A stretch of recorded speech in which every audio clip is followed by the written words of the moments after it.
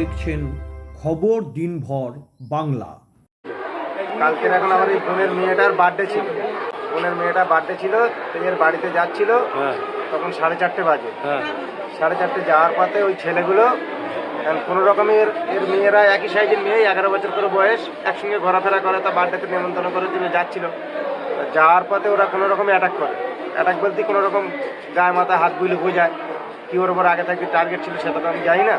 তো যাই হোক, আমরা তারপর থেকে কিন্তু সন্ধ্যে 6টার পরে আর খুঁজে পাচ্ছিলাম না। তখন খোঁজ করতে করতে দেখতে পাচ্ছি 7টা বেজে যাচ্ছে, 8টা বেজে যাচ্ছে, আর খুঁজে পাচ্ছি না। এখানে খুঁজে ওখানে খুঁজে আমরা প্রায় 1-150 ছেলে, আমাদের গোল্ডেন ক্লাবের ছেলেরা, সবাই হাটে বাজারে প্রচুর ছেলেরা আমাদের সঙ্গে ছিল, সবাই মিলে কিন্তু একসঙ্গে আমরা খোঁজপাড়া করতে করতে প্রথম হক বাজারের এই সিসিটিভি ক্যামেরা চেক করে দেখি এখান থেকে 4:35 এখান থেকে পার হয়। তার পরবর্তী 4:42 পাঠ ভবন স্কুলের সিসি ক্যামেরায় আমরা পাই।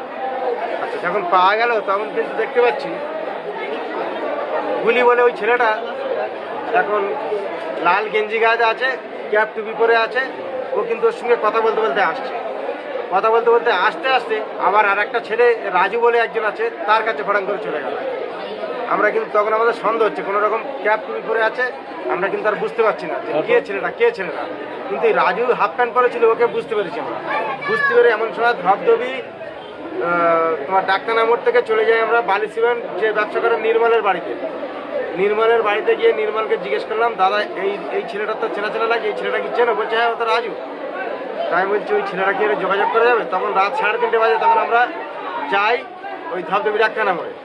নির্মল এখন ওর সঙ্গে আমাদের যোগাযোগ করে দিলে রাজুর সঙ্গে কথা বললাম। রাজু বললে হ্যাঁ, ও তো গুলি কাঁতিপাড়ায় বাড়ি, ও পাত্তে এসে আমার সঙ্গে কথা বলছে। এবার আমরা মেয়েটার সঙ্গে অনেকক্ষণ ধরে কথা বলে যাচ্ছে, হেঁটে যাচ্ছে, পরিষ্কার ফুটেজ আছে। আমরা সেইখানটা সন্দেহ করে গুলির বাড়ি রাত 4টের সময় কিন্তু আমরা ক্যাম্পটা থেকে পুলিশ নিয়ে যাই। যাওয়ার পরে গুলির বউকে জিজ্ঞেস করলাম, মাকে জিজ্ঞেস করলাম, বললে ঘরে নেই। এবার আমরা অনেক একশো মতো ছেড়ে গেছি, ঘরে নেই, আশপাশে চারদিকে খুঁজছি। তা ফুটকারের আওয়াজ হওয়ার পরে আমরা কিন্তু ঘরে পুলিশ জোর করে ঢুকেছে। ওই জায়গাটা পুলিশ প্রচুর হেল্প করেছে। জোর করে ঢোকার পরে দেখছে ঘরের এক কোণে চুপচাপ বসে আছে। ভালো, ওই জায়গাতে আমরা আনলাম, সবাই টেনে হেঁড়ে আনার পরে পুলিশ আমার গাড়ি আছে আর পিছনে আছে, আর আমার মাঝখানে আছে। আমার বলছে দেখো, আমি তোমাদের কেস এক্ষুনি সলভ করে দেবো, আমার কেউ মেরুন। তা আমরা কী করবি? বলছে মেয়েটা আছে আমাদের কাছে, তোমরা মেয়েটার খোঁজে এসছো, আমি বুঝতে পারছি, আমার মারধর করুনি, আমি এক্ষুনি বার করে দিচ্ছি। তোর সঙ্গে কে আছে?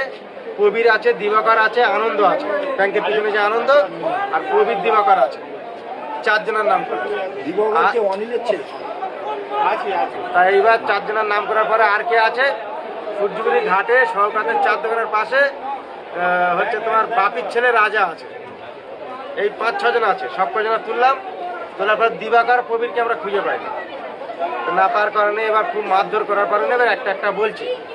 তা ভালো, এখন আগের একটা কথা গুলিয়ে গেছে, যেহেতু ওর বউ যখন বলেছে নেই, পুলিশ কিন্তু টেনে নিয়ে বার করে, তারপর ওর বউর আমরা কি উল্টো পাল্টা একটু বলে এসছি।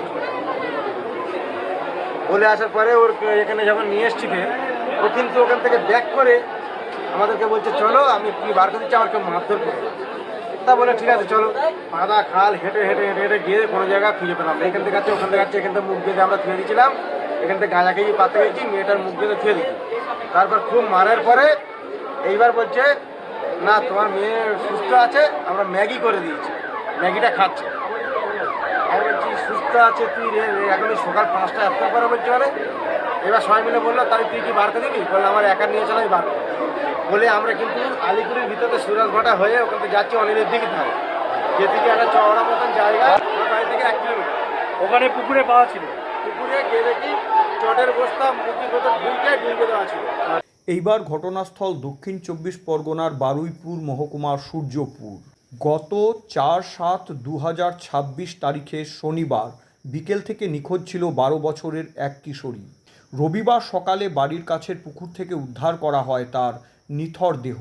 পরিবারের অভিযোগ, ধর্ষণের পর খুন করা হয়েছে সেই কিশোরীকে।